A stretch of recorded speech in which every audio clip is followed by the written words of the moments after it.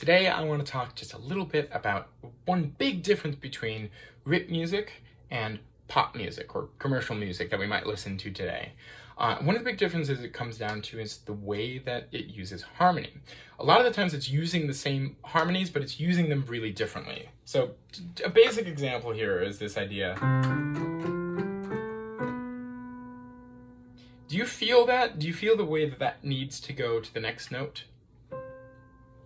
This really fundamental idea to particularly 19th century writ music and classical music is that it has tension and release baked into the harmonies. So we get a chord that feels like home, and then something like this is tense. It needs to come back to something like this.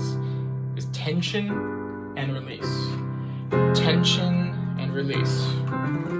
Tension and release. Now, pop music might use a lot of the same chords, but it's using them more freely. It can just kind of combine these. It doesn't have to go necessarily to the next functional chord. So you could have something like this.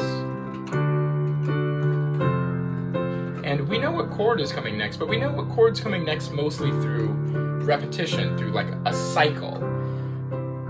So if I held on this, it has some tension in there, but it's not the same kind of tension that we were feeling from that, for example. The way that that really, really pulls towards that. A chord progression like that you wouldn't find in kind of 19th century music. You'd find something more like this. That has to go here. Has to go here, needs to resolve to a Donna chord, and you can already hear the difference and a little bit of the way that it's using those harmonies differently. None of those are chords that you wouldn't find in pop music, but they're being used very differently in this kind of hierarchical, functional way. That's just a huge difference in the way that these two genres approach harmony, which I think is really interesting. I hope you do too.